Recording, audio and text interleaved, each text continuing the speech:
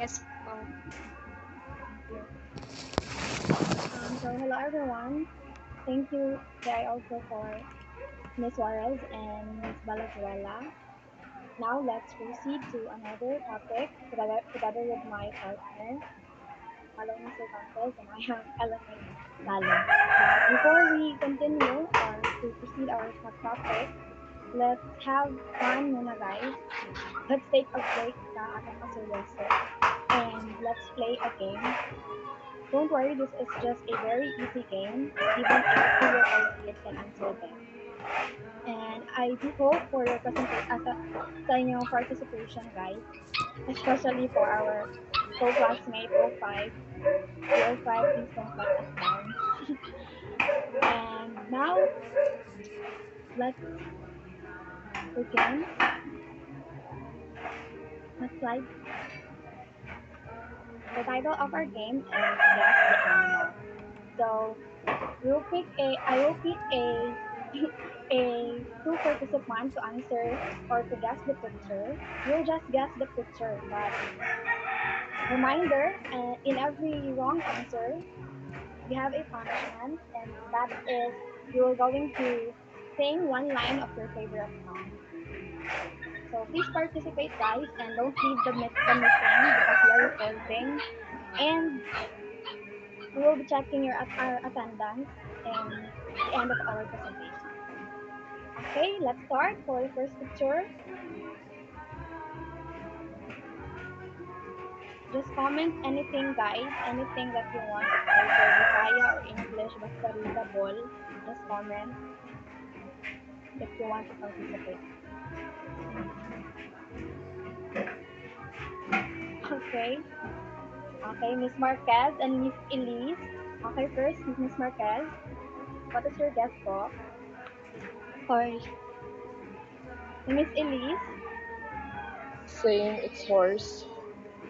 Okay, next slide. Let's see if your answer is correct. Okay. I'm sorry, Miss Elise and Miss Marquez. Your answer is wrong. As you remember our punishment, please sing for us, Miss Marquez and Miss Elise. Miss Elise. First, Miss Marquez. Can you sing po? Favorite song? One line lang. Lagan. One line lang. I I think there's something wrong with your animal. It's a hybrid. Miss Elise, it's a hybrid animal po. Oh, new generation. Okay, sige. Yes, yes. Ready na ka, Miss Marquez, to sing?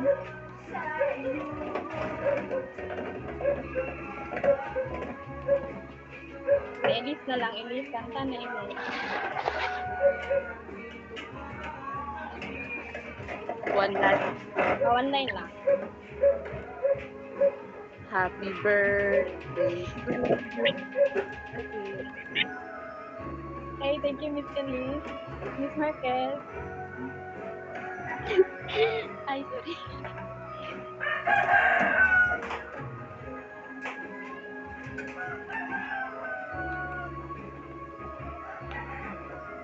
We wish you a Merry Christmas. Okay, thank you. So next guest picture. Okay, this is very easy, guys. We all know this. Please participate. Wala na lagi mo participate. Madlock mo kanta. Comment.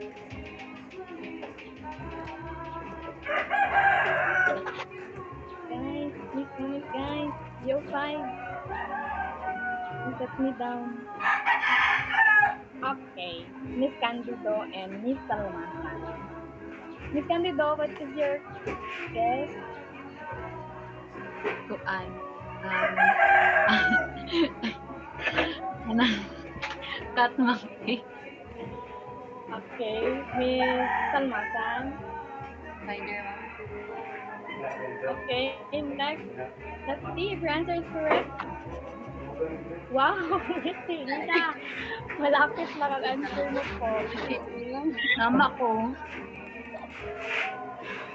Okay. Okay ka rin. Ano na ha? Exam time. Tama si Miss Condito. So, Miss Almastan, please sing for us. Para sa imo ha, 5 lines sa kanta ng favorite. Naman ni intro ata para sa imo ha. Muna ngayon pinapalaya na kita. Sige, ito tanong ato. Jenny Alcano. Sige, ito. Sige, sige.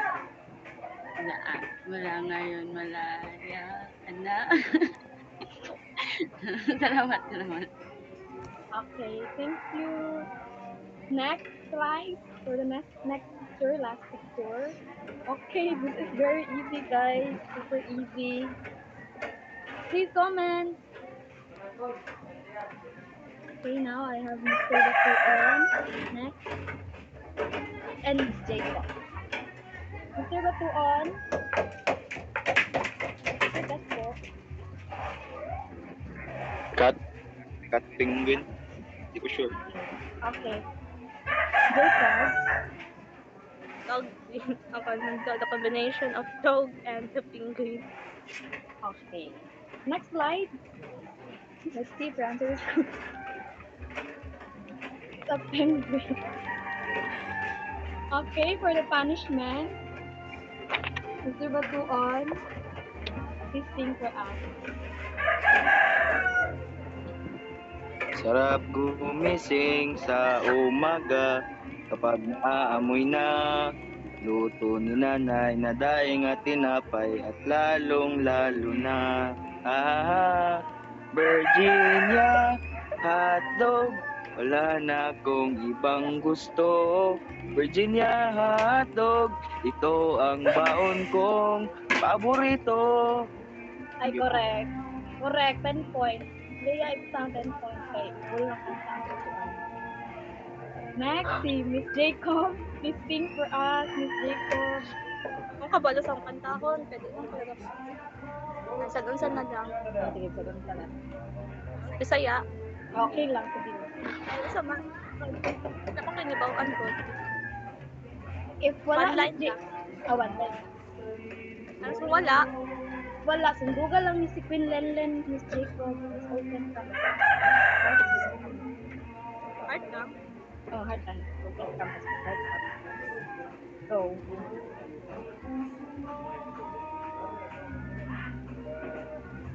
Okay, wala. Okay, so much for that, everyone. I hope you enjoy our game. So, corny siya, no? Pero okay lang. Pampa-energize lang na, guys. And pampalubag loob para sa mga reporter. Para ma-feel with confidence. And in order for us na maka-interact. Now, let's proceed sa ato ang... Uy, napulagi na siya! Kasi labot, guys. Di mati na kabuok, pero kasi masikon na mo ba makaingon na po.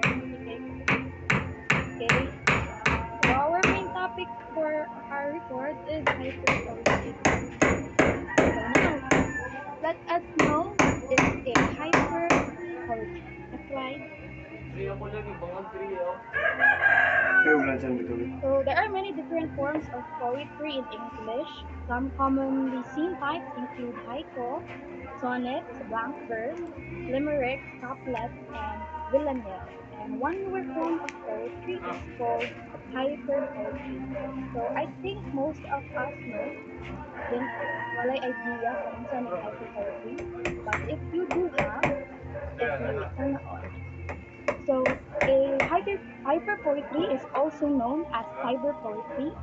It is a form of digital poetry that uses links using smart art. It is a very visual form and is related to hypertext fiction and visual art. The links mean that the hypertext poem has no set order. The poem moving or being generated in corresponds to the link that the reader or user chooses. It can either involve set words, phrases, and lines that are presented in a variable order that sit on the page much as traditional poetry does, or it can contain parts of the poem that move or dictate. Now let us know where can we find hyperpoetry. Next. So the term hyperpoetry, it refers to a kind of digital poetry that makes use of connections created using hypertext markup language, as I said earlier. And the poems in this genre are presented in a visual format and have a connection to visual arts as well as hypertext fiction. Web media is the most common place to find it. So in order for us mas masabtan na no, let's give an example. For example, there may be a word in a poem that is a link. So when the reader clicks to the word, an image or a website or even another poem pops up to the reader. So what does makes a hyper poetry unique to other poetry?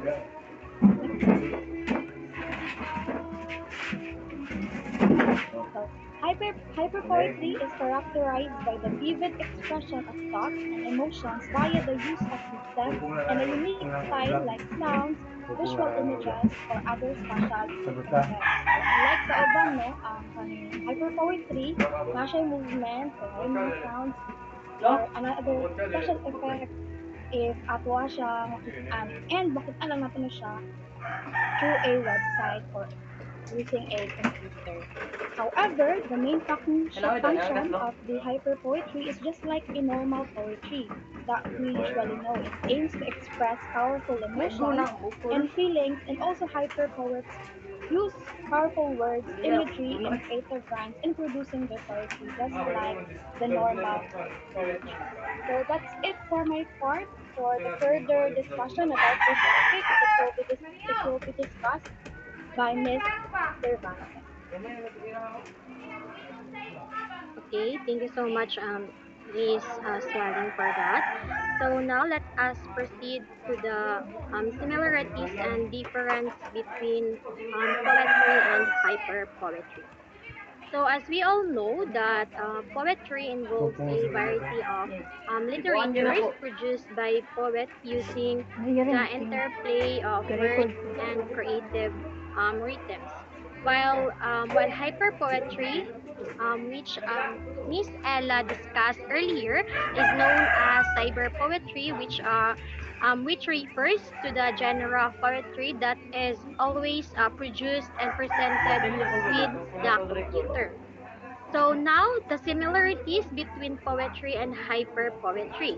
So these two, both poetry and hyper poetry are two forms of literature. So they act as powerful mediums through which the poet express, sorry for the noise, express strong emotions and feelings.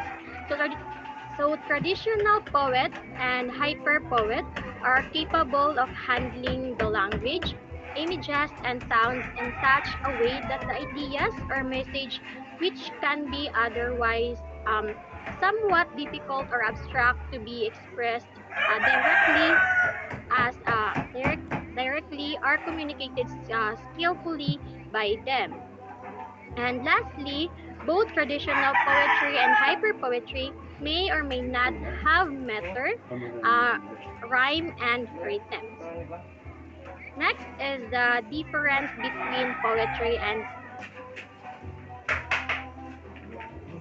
sorry for that. So next is the difference between poetry and hyper poetry. So the main difference between poetry and hyper poetry is their medium. So poet basically,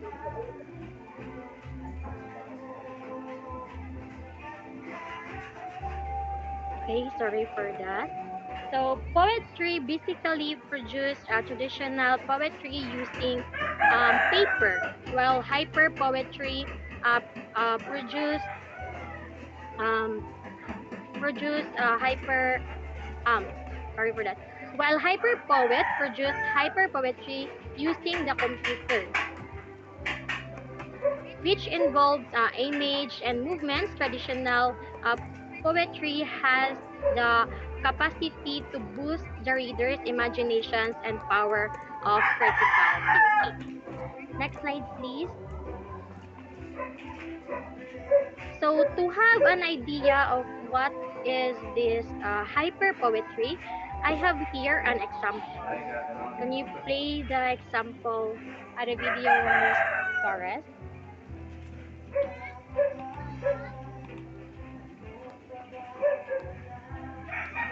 Paleta, bebe. Paleta, kaya ng gawas nila.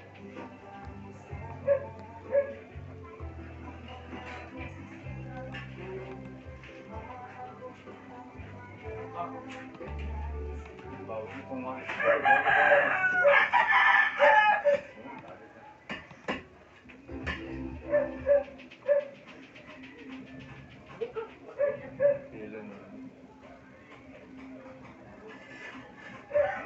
Okay. So that is the example of hyper poetry.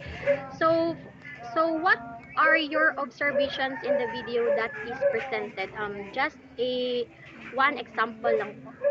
One word rather, sorry. Anyone?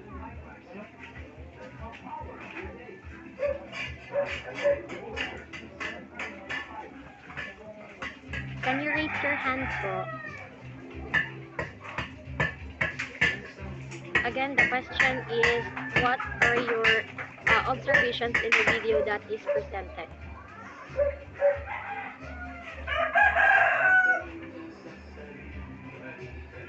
Okay, since walay nag-answer, so I will proceed now. So as we observe in the video, there are no music, then the word is floating. So as we all know that hyper poetry is a kind of poetry that opens up a new way of reading words that are continually rearranging themselves. So the hyper poetry begins in its whole with lines that bleed past one another.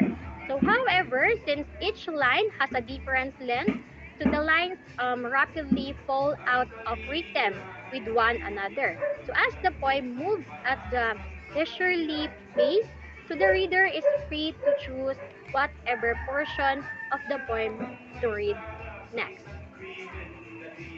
So for conclusion of this topic, so the poet who penned the verses uses nothing more complicated than a pen and some paper to record them. However, to create their hyper poetry, writers and hyper poetry need to use some kinds of electronic computer instrument. So in this scenario, in addition to knowing literature, so they need to have understanding of computers to include hyperlinks, sounds effects, and visual effects into the poem. So that's it for my report. And now I will pass the floor to the next report. Hello, am I audible po? Yes, ma'am. Yes. Yes, you are. Thank you for your response po. So, hello everyone, I am like Ira A. Pagador, and today I will discuss to what is Mythopoeia all about. So, I have a question. So, when we say Mythopoeia or the word that you can see in your digest now, what unsaan nyo ang mahuna-hunaan? Like, what in your mind kung makita man yung word na Mythopoeia? Like, any random words lang na yung mahuna-hunaan.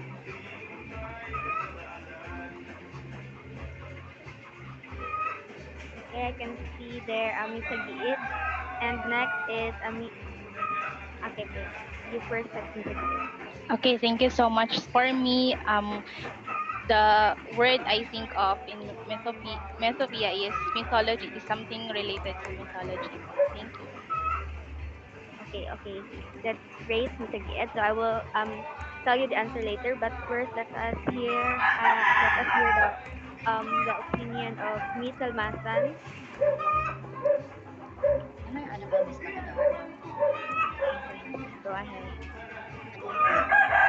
Basing on the word mytho, just like what Miss Tagiita said, it is related to mythology, and the word Peya, it means making. So maybe it is like making of making of mythology stories, something like that.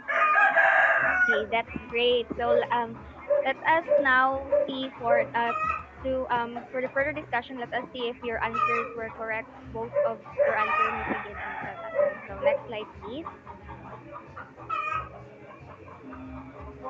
But before we proceed to our main discussion, so let us have an activity first. So familiar naman siguro tatanan aning arrangement, no? So let us start. So all you have to do is to arrange the jumbled words into the word that you think na muna siya ang answer. So next slide, please. Okay, so okay. So, okay. Okay, so paspas kayo sila. Nag-raise na sila ng hand. So I can see here in my screen si Miss Elise. I will call another name. Sinsa pa, Mr. Kolehara. Okay, so you first, Miss Elise. What do you think is the hidden word of this jumbled word? Yes, I believe it is fantasy. Let's see. How about you, Mr. Kolehara? What is your answer? Fantasy din. See if you got the correct answer. Next slide, please. Okay, very good. So both of you got the correct answer. So it's fantasy. So next slide, please. Let's proceed to our next jumbled word. So who has an idea? What is the answer? Okay, I can see here Miss Arredondoa. Another one is Miss Candido. You first, Miss Arredondoa. Can you kindly state your answer po? Yes po, I believe it's science fiction. Okay. Okay. How about you, Miss Candido? Also science fiction. Okay, so let's see if you got the correct answer. Next slide, please. Okay, so you got the correct answer. So very good. Next slide, please. Now, who has an idea what is this hidden word in this jumbled word box? Okay, I can see here Miss Alcano. Another one is Miss Margate. Go ahead, Miss Alcano, you first. I guess that's Mythopoeia. Okay, how about you, Miss Margate? My answer is Mythopoeia din po. So, next slide, please. Okay, so both of you got the correct answer. It's Mythopoeia. Okay, next slide. So here we have a clue. There is a picture. So what do you think is the hidden answer? So I have here Miss Novabos and Miss Bernaldez rather. Sorry. You first, Miss Novabos. Go ahead. The Hobbit po. The habit. How about you, Miss Bernaldez? Yes, same answer with Miss Navarro's The Hobbit. Okay, let's see if you get the correct answer. Next slide, please. Okay, very good. You got the correct answer, The Hobbit. The next slide. So this is our last jumbled word. So we have a clue there. The picture shows that what is the hidden word. I can see there Mr. Tuling and Miss Villar. The Lord of the Rings. Okay, how about you, Miss? Yes. How about you, Miss Villar? Lord of the Rings po. Okay, next slide. Let's see if you get the correct answer.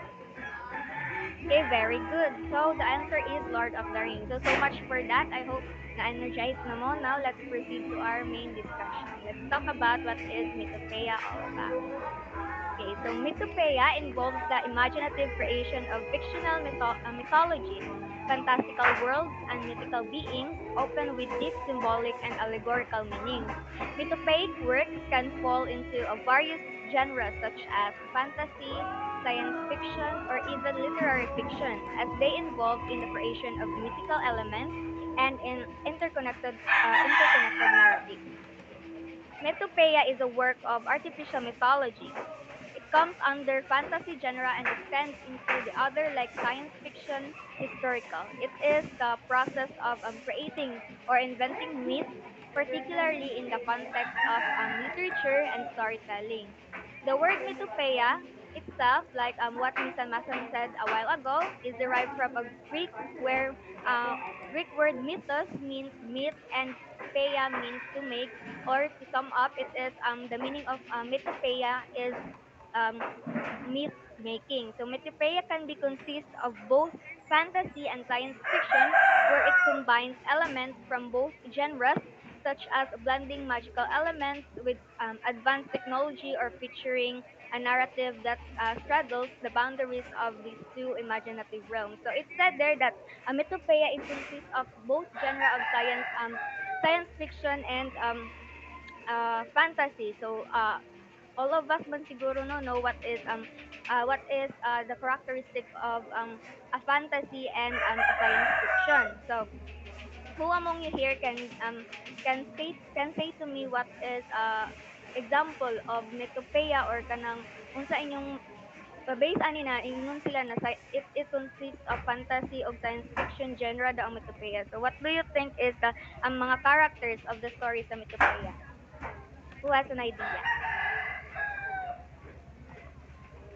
I mean, what could be the possible characters if the genre of Mythopoeia can be considered like fantasy and science fiction? Has anyone has an idea po?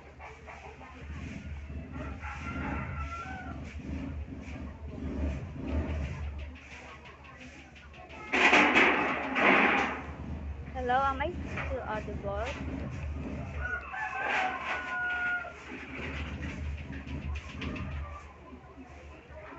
Yes po.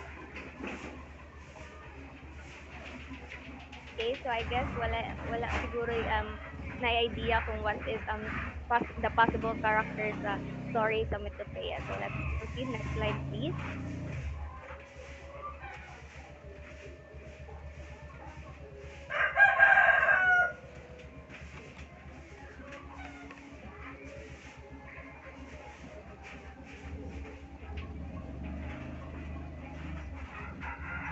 Okay, next slide po, Miss Suarez. Okay, now let's talk about the characteristics or the major characteristics of Mythopoeia. So it includes first the creation of mythical worlds. So what is this? So Mythopoeia involves the imaginative creation of entire fictional worlds with their own unique cosmologies, histories, and cultures.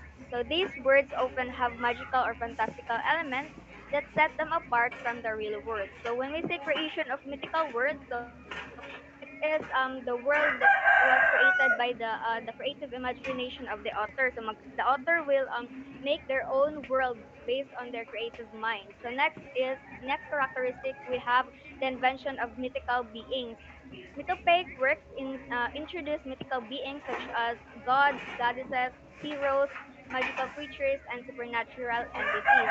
These beings play significant roles in the stories and belief system within the created world. So mostly the Mythopoeic consists of such as gods and goddesses, heroes, and magical creatures. So that is one of the characteristic na matawag nimo ang isa ka literary piece of og kanang mythopoeic siya or mythopoeic literature.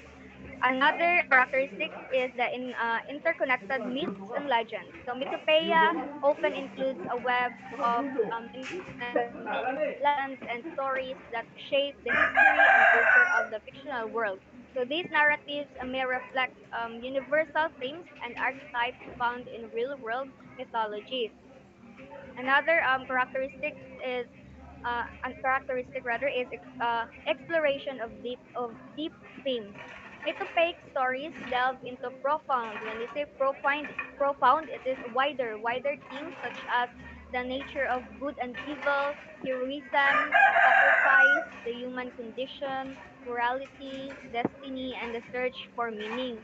So these themes are often conveyed through allegory and symbolism. Next slide, please.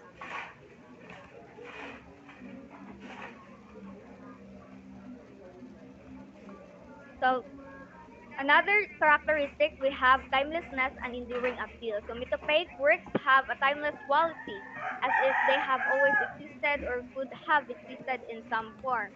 They often resonate with readers across generations, remaining relevant and impactful over time. So as we can observe that mythopoeic is it's said that it is timeless. So it is possible that it is very famous even for us, even in new generations. It will be makita lang gyapon na siya sa new generation. Another characteristic is epic narratives. When we say epic narratives, maybe ang kuan ani niya is very long. So mythopoeic stories often involve grand quests, heroic journeys, and epic battles between forces of light and darkness. These elements contribute to the grandeur and scope of the narrative. Another characteristic is inspiration from real-world mythologies. Mythopoeic authors may draw inspiration from real-world mythologies, like dito sila magkuha sa katong Greek gods and goddesses na mostly mao ang kanang famous, and also in folklores and religious beliefs. They reinterpret and recombine these elements to create new and unique narratives. Another characteristic is language creation. Some mythopoeic works involve the creation of complete language, alphabets, and scripts for the different races or cultures in their fictional world. This linguistic depth adds authenticity and richness to the storytelling. So like for example, language creation is like, di ba ang mga salida like, sa to, sa Encantadia, di ba, they have their own language there sa kanang ilahang salida. So that is language creation, and that is one of the characteristics of mythopoeia. Next slide, please. Now let's have another, the last two characteristics to be considered that the literary piece or work is considered as mythopoeia. We have tapping into the collective unconscious. Tapping into the collective unconscious, it talks about that mythopoeia often taps into the collective unconscious of humanity, evoking archetypal symbols, motifs, and resonates with readers on a deep and primal level. Another one is reflection of moral ethical dilemmas. Mythopoeic works can serve as allegorical reflection of moral and ethical dilemmas faced by society, providing readers with a new lens to examine their own world and values. So, to sum up everything with the characteristics of mythopoeia, mythopoeia involves the creation of rich and immersive mythologies, mythical beings, and fantastical worlds that explore profound themes and resonate with readers on a deep, universal level. These characteristics contribute to the enduring appeal and significance of mythopoeic storytelling. Next slide, please. Now let's discuss about the famous author of Mythopoeia. So we have one famous author, and he is John Ronald Reuel Tolkien. So John Ronald Reuel Tolkien, or known as J.R.R. Tolkien, um, Mythopoeia is a term that was coined by him. So the renowned author, he is the renowned author of the movie or the adaptation of the movie The Lord of the Rings and The Hobbit. So familiar naman siguro ta ning The Lord of the Rings, no, especially ning The Hobbit, kay maski karon na panahon sikat magyapon ni siya, so ginapakita ni siya through television like sa ABS-CBN, GMA, so di ba makita gyapon ni nato siya even nowadays. In the realm of literature, Mythopoeia involves the imaginative construction of fictional mythologies, cosmologies, and fantastical worlds. It goes beyond simply telling a story, and it involves the creation of an entire mythic framework, complete with gods, heroes, histories, cultures, and magical elements. So this process allows authors to establish a sense of depth, richness, and authenticity to fictional worlds they are building. Tolkien in particular was a master of Mythopoeia because he is the one who is composed of this term Mythopoeia. He created the complex and detailed mythology of Middle Earth, including the various races like elves, dwarves, and orcs, as well as languages, cultures, histories, and interconnected stories. So as we can observe from the story, The Hobbit and the Lord of the Rings, iba na sila ang own language there na ginagamit, like kung nato dito certain na scene na nagistorya sila with their own language. His approach to Mythopoeia helped him craft epic and immersive fantasy narratives that have captivated readers for generations. He served in uh, for his background, he served in British Army during World War One, and later became a distinguished philologist and academic, specializing in languages and Old English literature. He taught at University of Leeds and later held the position of the Rawlinson and Bosworth Professor of Anglo-Saxon at the University of Oxford. Tolkien's literary legacy began with The Hobbit, that was published in 1937, and his magnum opus, The Lord of Rings, was published in the three volumes between 1954 and 1955. So another chapter of The Lord of the Ring, or another series, is The Fellowship of the Ring and the Two Towers and the Return of the King. So Tolkien's writing style is intricate world building and deep exploration of themes, including heroism, friendship, the corrupting influence of power, and the fight between good and evil, and have earned him a dedicated and passionate fan base. His works have influenced countless other authors, filmmakers, and creators, and have become a cornerstone of the fantasy genre. So Tolkien passed away on September 2, 1973, leaving behind an enduring legacy that continues to captivate readers and inspire new generation of writers. Next slide, please.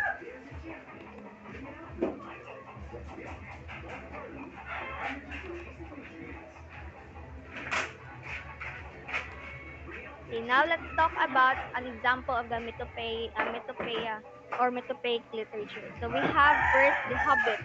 So The Hobbit is a fantasy novel written by Tolkien and was published in 1937. The story follows Bilbo Baggins, a hobbit living a quiet life in the Shire. One day, Gandalf the wizard and a group of dwarves led by Thorin Oakenshield visit Bilbo and invite him on an adventure to reclaim their homeland Erebor from the fearsome dragon Smaug. Initially reluctant, Bilbo eventually joins the dwarves on their quest, and they face numerous challenges and encounters on their journey through the Misty Mountains, the dark forests of Mirkwood, and the dangers of the Lonely Mountains. Along the way, Bilbo discovers courage and resourcefulness he never knew he had, and plays a pivotal role in the success of the quest. Next slide, please.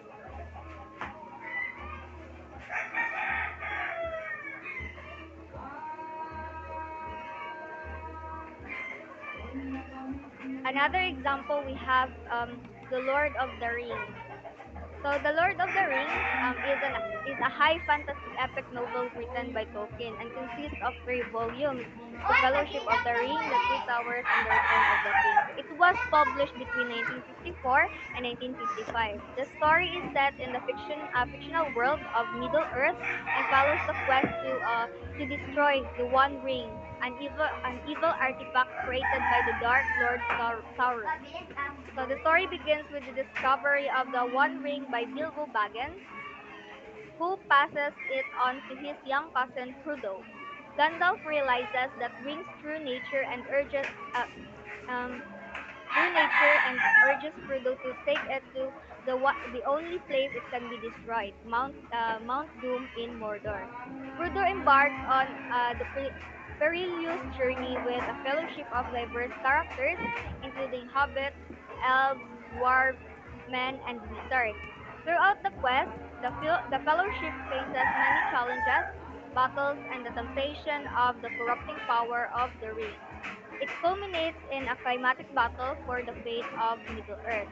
Now let's discuss about the Mythopoeia in the two examples of a story, The Hobbit and The Lord of the Rings. So let us first discuss the characteristics on why those two stories is considered as mythopoeic piece. So we have the creation of mythical worlds. So both stories are set in Tolkien's fictional world of Middle Earth, complete with its own geography, history, races, and prestige.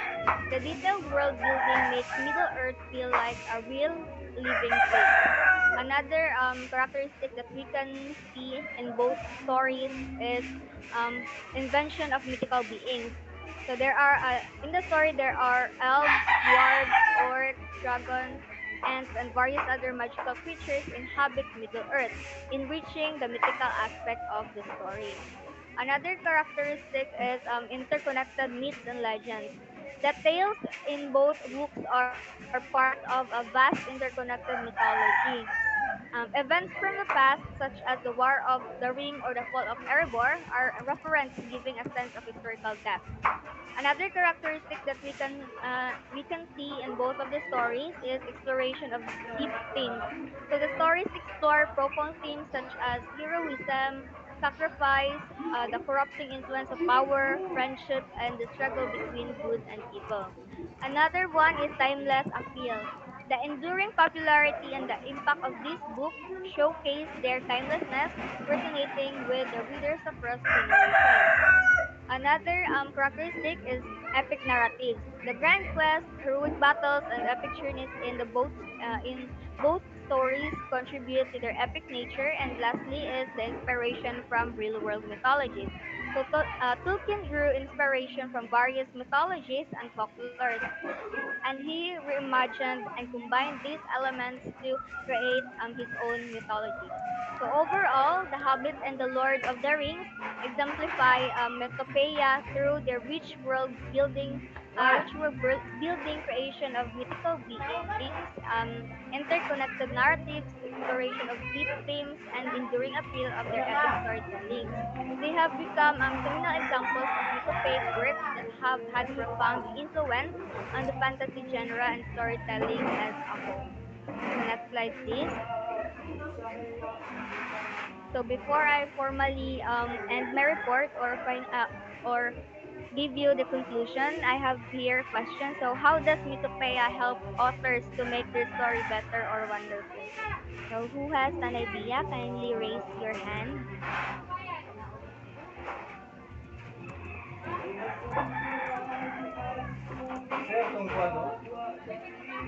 I encourage everyone to participate po, rather. Who has an idea? How does Mythopoeia help authors to make their story better or wonderful?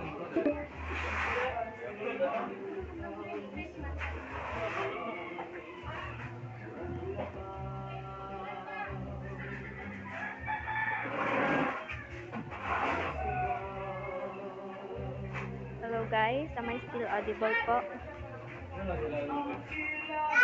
Yes. Thank you for the confirmation. So anyone who has an idea before I conclude my report po?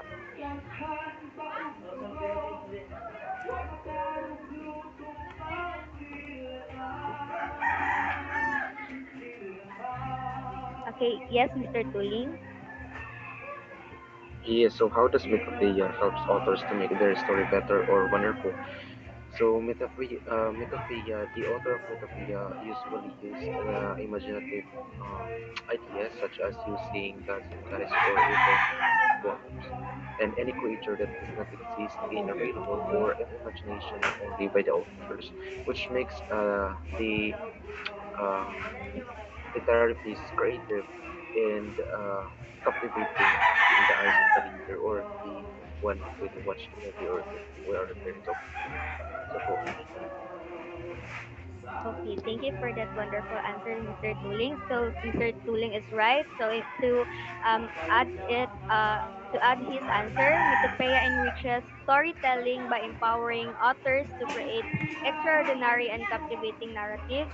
So through the imaginative process of inventing myths, fictional mythologies, and fantastical worlds, author can construct immersive and fully realized environments that transport readers to new realms of wonder.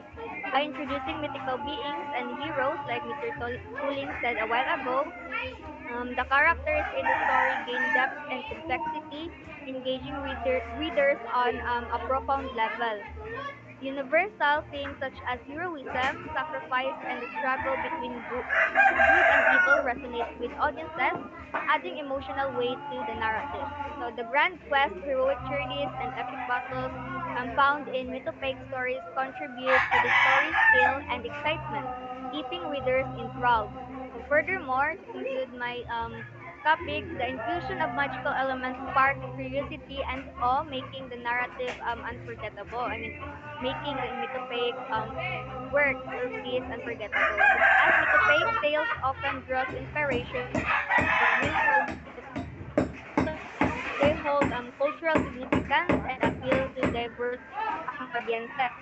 So the timelessness of mythopaic storytelling ensures that these tales remain relevant and captivating across generations, leaving a lasting impact on readers. And overall, Mythopoeia elevates the art of storytelling, making stories better and more wonderful through immersive world building, engaging characters, and universal themes and sense of wonder and adventure. So that would be all with my discussion. Thank you for listening and thank you for the participation, everyone. Once again, I am Lycaira A. Pagador. Now, group six is done with our group presentation for today.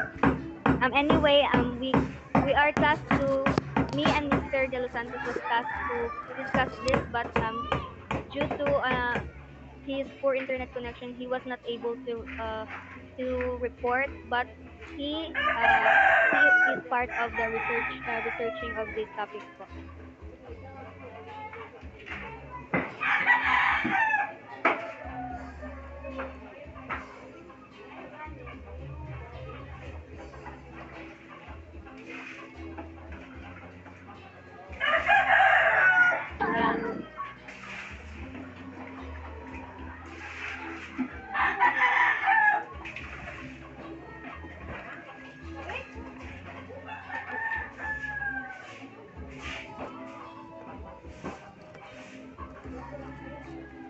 Okay, so before we end this meeting, let's have our closing prayer first. So, Mr. Vantes. Okay, so let us bow our head and feel the presence of our Lord. So, in the name of the Father, the Son, and the Holy Spirit, we thank you, Lord, for allowing us to end this class successfully. We may not be physically together, but thanks to your blessings, we were able to learn and advance our knowledge and skills. We ask that you bless our teachers and learners so that we may continue to grow in knowledge and faith through study and prayer. We ask for all these things in your powerful name. Amen. Okay, that is all for today. Thank you for everyone's participation, and I hope you have a good day. You can leave the meeting. Thank you, everyone.